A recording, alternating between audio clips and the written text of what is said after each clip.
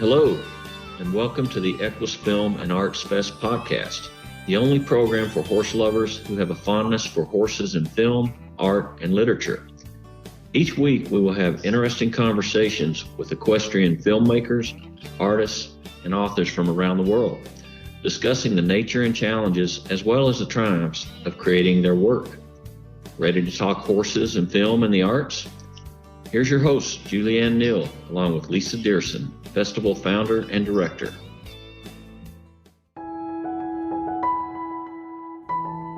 Hi, this is Julianne. I'm so pleased to have the chance to share some of this year's content from the EQUUS Film and Arts Fest on the podcast episodes coming up over the next few weeks. Although we made a move to virtual in 2020, we still had amazing participation from our filmmakers, authors, and artists. So over our next few podcast episodes, you'll hear from our WebChats hosted by Diana De Rosa, Lisa Mae De Masi, Carly Cade, Milt Toby, and myself. You'll hear WebChats, panels, and more. Stay tuned, and we hope that you enjoy. Hi, this is Lisa Mae De Masi with another EQUUS Film Festival web chat, here with accomplished equestrian artist Jane Braithwaite. Welcome, Jane. Hi Lisa. Nice to see you today. Jane, you began drawing and oil painting horses and riding as a young child, but stopped to pursue other interests and career paths. Can you tell us a little bit about those interests and the paths you took and what brought you back to the canvas? Nothing in particular brought me back from the canvas to the canvas rather. Probably all those things you've mentioned took me away from the canvas. I always wanted to pursue a career in art. I attended, I used to doodle horses' heads in the classroom. I didn't listen to my lessons. I used to pass my blotting paper around with the horse's head on to all my friends. And I always had a passion for horses and a passion for doodling. And when I left school at 18, I went to art college, in fact, for a year. And after a year, I became very disillusioned because there was a very strong, it was in the early 70s, and there was a very strong modernism influence, very strong in the 60s, still there. And the idea of, well, I was asked to paint a red square and a blue square on a purple background and write a 5-page essay about it, how it made me feel. And it made me feel nothing. And I decided maybe I was just pursuing the wrong career in the wrong subject. So my confidence was very dented, actually, when I left art college after a year. I went into teacher training instead. I kept fine art and ceramics as my main subjects. I didn't paint for pleasure anymore. It really did upset me, my experience at art college. I carried on teaching. I competed horses, which I'd always had anyway. I had 3 or 4 horses. I travelled up and down the country. I was competing in dressage and eventing. So I had a very busy life. I was working. I got married. I had a child. And so there was absolutely no time for me to paint at all. I'm one of these people who has to immerse themselves. Well, I do immerse myself in my painting every day. I'm up at first thing in the morning, walking the dogs, and then I'm in my studio. Thankfully for me now, my husband does the cooking, which is wonderful, because I come back from my studio, which is actually a glorified shed at the bottom of the garden, and my meal's ready, which is just fabulous. If anything interrupts my day, I lose my motivation. I find my mindset has gone, my groove has gone. And so it's important for me to be able to have some sort of continuity and keep going. Mm-hmm. So my plan, coming back to your question, had always been to return to my art when my circumstances allowed it. And I'm glad I did it this way, in a way, because I've managed to do so many things in my life other than painting, mainly riding horses and keeping horses, but I've also skied and mountain biked and travelled a bit and done all sorts of things which I may have found difficult as a struggling artist. So yes, my long-term plan was to come back to painting. I came back to it very much more determined and assertive in what I wanted to do and what I wanted to achieve. Much thicker skin than I had been when I was 18 years old and was offended by all the things I was asked to do. And I paint for myself, and I always have done since I restarted. It wouldn't worry me if I never sold a painting, quite frankly. I would still paint. As things have turned out, I have sold a few paintings, so it's been rewarding as well. Yes. Excellent. Thank you. Great answer. The breadth of your incredible body of work depicts a range from portraits of horses seemingly posing alone and with humans, to racing, polo, and eventing at large. Your media include oil and charcoal. Your festival entry is On the Nod, which depicts two horses running neck and neck down the stretch. Can you tell us about the inspiration and significance of this beautiful piece? Yes, well, first of all, let me mention that oil paint is my very favourite medium. I just love the gloopy quality of it. I love using charcoal as well, like the messiness of it. And it actually, I have a tendency, as many artists do, to become a bit tight in their work. And both mediums allow me to be a little bit freer, particularly the charcoal. But the gloopy nature of oil, I've always loved. I've always loved racing. The On the Nod painting takes place at a race course in North Yorkshire, Catterick Racecourse. And I have a friend, Louise Pollard, who she's a professional photographer for that course, in fact. And she very kindly allows me to use her website. If I see something that inspires me, she's very happy for me to paint it. It's like opening up her website is a little bit like going to a sweetie shop. You know, it's Wow. which one shall I paint? And I love it. And that particular photograph, when I saw it, I could see it had possibilities. You never see a photograph that does everything or says everything. What you just need is a glimmer of something that gives that moment in time, that fleeting moment that you want to capture. And I saw it in this particular photograph. And I exaggerated some aspects of it. I pulled out what I wanted to pull out and left alone some other things. I'm never completely pleased with what I achieve. A painting is finished when it's finished, and it has a lifespan, as it were. And once you finish something, I don't know what fizzles out, whether it's your motivation or whatever, but sometimes you just wish you'd done things differently, and it's a bit too late to actually go back and change things. This particular painting I was reasonably pleased with. I'd managed to combine warm and cool colours to create different effects in the background, create an atmosphere. I think I created a moment in time that was caught forever. I was pleased with the fact I managed to keep my application of the paint fairly loose, which, as I mentioned before, can be something I tighten up with sometimes. So yes, I was quite pleased with that particular painting. It was, yes, I don't know what else I can say about it, really. I mean, I always choose, whatever painting I do, I choose something to pull out of it. There's always got to be that special moment, though, that magical moment that catches the eye, that speaks to me. I hope it speaks to other people as well. Oh, it's beautiful. Thank you. Is there anything else you'd like to know for our audience to know about your work? I mean, you did go into detail. You explained a lot of, your perspective on things, which was very helpful. My work is my passion, and I don't want to let people think that I'm just sort of go along my own trail, as it were, and do my own thing, which I do. I'm hungry to learn all the time. I want to know about different techniques and different artists, and maybe incorporate some different things into my work. I'd say one of the most important things that I've discovered over the last 2 or 3 years is the benefit of painting from life, painting horses from life. I'm actually quite heavily involved now with the Society of Equestrian Artists over here in UK. And I organised quite a few workshops on behalf of the society.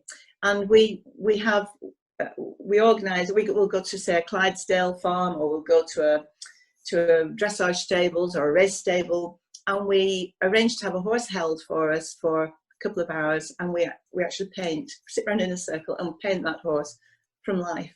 Wow. And it's amazing, the colours in the shadows, in the coat, that you don't see on a photograph. You learn so much from studying from life. Mm-hmm. Excuse me, I'm losing my voice now. Other than that, not really. No, I mean, bearing in mind my story, I would say very strongly to anybody out there who is no longer in their teenage years or 20s, that it really is not too late to have a go at any point in your life. You know, just go for it, which is what I did, and I was very pleasantly surprised. Wonderful. Wonderful. Where can folks contact you to learn more about your work? Well, I have a website, janebraithwaitefineart.com. I'm on Twitter. I'm on Instagram as Jane Braith. I have a Facebook. Well, actually, I have two Facebook pages. I have a personal page, which I tend to use all the time for all my artwork, and I have a professional page as well, which I don't keep up with very well, I'm afraid. So, if people want to look at my Facebook page, they need to go to my personal page. Okay. Jane Braith. Excellent. Any last words for our festival audience before we sign off? Well, I hope you all have a wonderful festival. I hope you hear some very interesting and see some very interesting Zoom interviews. Just have a go. You know, if you haven't painted before, have a go at it. If you have, keep trying, keep going. It's what gets me through the day, to be honest, particularly in these times. It's what gets me through the day. Yeah. What gets me up in the morning is painting. That's wonderful. Really great. Thank you, Jane, for participating in the festival and taking the time to talk to us today. Okay, thank you very much, Lisa. This episode of the EQUUS Film and Arts Fest podcast is sponsored in part by Nature's View, the Marley Project, and JA Media Productions. To learn more about what we do, visit naturesview.us. I'm Julianne Neal, and I'm so excited to be speaking today with one of our new EQUUS authors, Abriana Johnson. Abriana is in the festival for the first time, and so welcome to the EQUUS Film and Arts Fest. We're so happy to have you, Abriana. Thank you so much. I'm happy to be here. Well, we'd love to hear a little bit more about your project. Cowgirl Cameron sounds like a phenomenal little character, and she is in a story called The Great Escape. Could you tell us a little bit about this project and about Cowgirl Cameron? Yeah, so Cowgirl Cameron is kind of like my child. A lot of people ask if it's me, but it's not. It's just a little girl that's on a lifetime full of adventures. She has her horses or her horse and her miniature donkey and alpaca, and she just is going through life and taking care of them and just showing kids, you know, a side of agriculture and farm life and horse husbandry that doesn't require kind of a historical aspect of it as a character of color. She's just having adventures and, you know, getting into trouble and having to do things that horse people do when they have animals. So absolutely. And I have a feeling I know a little bit about one of the other characters in this story. But yes, Encore is the miniature horse, and he got incorporated into the story because he exists in real life. So I thought it was cool when I was taking or going out to read to kids to be able to bring him with me. And, you know, I get done with my story and I'm like, you know, as long as you guys are listening and as long as you're, you know, asking good questions, I have a surprise for you. And then at the end, Encore comes out of the mini-mobile and they get to pet him and experience him in real life. So is the real life Encore as mischievous, and is he an escape artist as well, so you have to watch him?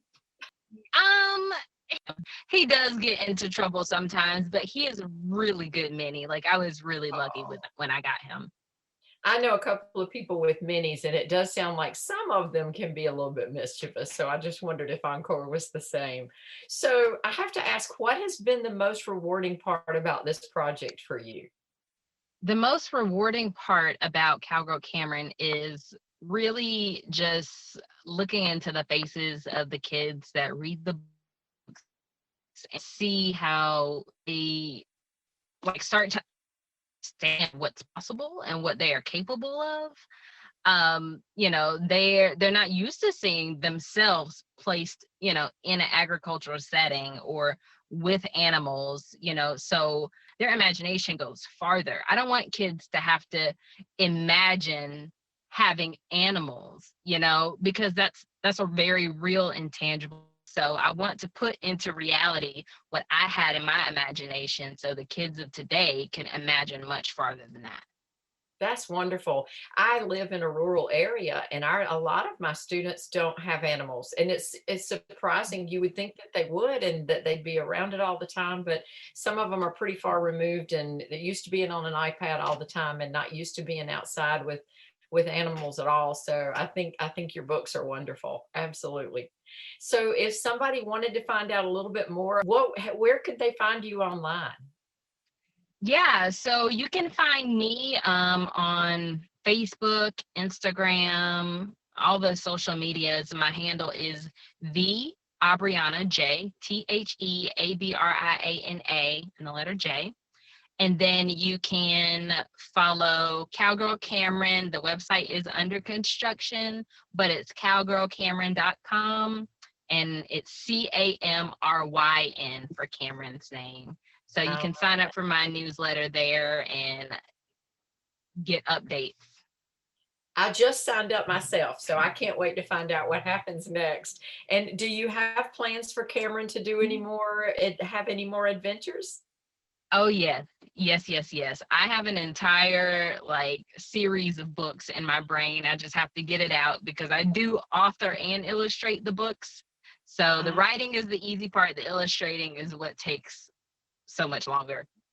Well, thank you for sharing the books with us in the festival. And I know we have more to look forward to in the future. And thank you for speaking with me today, Abriana. It's been great to meet you. Nice meeting you too. Thank you so much for having me.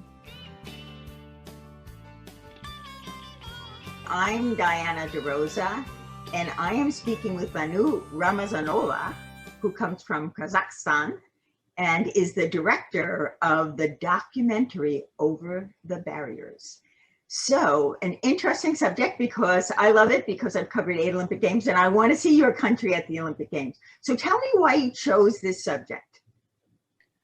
Well, the first, because I wasn't very familiar myself with the equestrian sport, but I always heard that we had one stallion that was part of 3 Olympic Games. And we pride ourselves as being a nomadic country, but not knowing our history kind of set me onto this journey about finding the journey of Absent, who won the Olympic gold in 1960s in the Rome Olympic Games, and then he went to Mexico and won bronze, and then I think he was at Tokyo Olympics. So he had a pretty good Olympic career for a stallion. So, and I wanted to know about what is happening right now with the classical equestrian sport, and do we have it? Is there people out there working in this sport? So it was like a journey for me, and to let know the audience in Kazakhstan that we actually do have this kind of sport that was beautiful. I was in awe. And so that's how we made the Over the Barriers. I loved the idea of you doing all this and letting people be aware of what you have in your country as far as horse sports, and really some good talent. So now that you look back at this pretty long process, it's over an hour, the film, what really stands out for you? What are you most proud of? First of all, it's my crew. because like we went to this journey from like we started in December of 2018 and we finished in November of 2019, which is like a pretty good amount of film that we've been shooting. And we traveled to Russia, to Uzbekistan, to Kyrgyzstan, to Kazakhstan to cover all that. And the crew was such a support for me. Like every step of the way, they were like, "We're behind you. We're still making this film because people needs to see this film." So looking back, and actually the community of equestrian sports, our horsemen back in Kazakhstan is very supportive. So we were like, we want to shoot this World Games, and they're like, of course, come in. Like, we need to put camera here. He's like, no way, we'll find a way to help you to shoot like the way you want, which is like the community and the crew was like the most amazing. And the things that we could travel to Uzbekistan and Russia and see how Russia represents and how they like have their World Games is like something very fantastic. And like, we want to have that kind of what is the word? Like how they moved on the classical sport. I want to have it here in Kazakhstan. Well, fabulous. Well done. So now that people have seen the film, what are you hoping that they take away from it? Well, the most important for me is like, I think I do love the festivals and do love how people are sympathizing or empathizing with our film, but I think the government of our Kazakhstan needs to see that, because they have the power to move forward the sport, because in the last 3 years it was lacking the funding from the government, and they need to support a sport that's been like for centuries here. And we do have a gold medal, but it wasn't like 1960s. We need to like to make it happen in the real world and like today. So I think I want people to see it and to be able to help the community that I'm so like in love with right now, to help them to have the funding, to able to have a World Games, because in the last 4 years Kazakhstan couldn't hold the World Games, which was like very problematic for our community of equestrian sports here. So I think in a way it needs to open eyes for our government and investors, maybe sponsors out here. Well, I applaud you, Banu. Fabulous job. And I think it's great that so many people are going to be able to see this. So if people want to follow up, do you have a website or some information you can give them that they can contact you? And do you have any last words you'd like to say before we sign off? I'm on Facebook, I'm on Twitter, or on Instagram. You can find me through my name and surname, which is like Banu Ramazanova. You can find me on Facebook and hit it up. The last words is like, I'm so glad that this festival is happening, even it's online. It's such a, to be able, as a film community back in Kazakhstan, as like a sports right now, it's lacking. And in the world, there is no festivals, which is like the best part of filming. It's like to travel. It's like, I wish I could travel to America and be myself there, but with this quarantine and COVID-19, God, and still that you have this festival and reaching out for us is like the best part of the festival, that we could be somehow part of it still and see stuff, I guess, which is like fantastic. And thank you, festival, for reaching out for us and making us a part of the festival. Well, so exciting for me to be able to speak to you, Banu, all the way in Kazakhstan. I mean, that's really fabulous. The fact that we can do this virtual is actually an added bonus to the pandemic in a way, because, yes, you know, we sort of went virtual now. And so more people are going to be able to see your film. And one day, maybe you will come to America. So thank you. Thank you so much for taking the time to talk to me. Thank you. Please be sure to tune in next week when Julianne and I have another interesting conversation with one of our EQUUS Film and Arts Fest filmmakers, artists, or authors.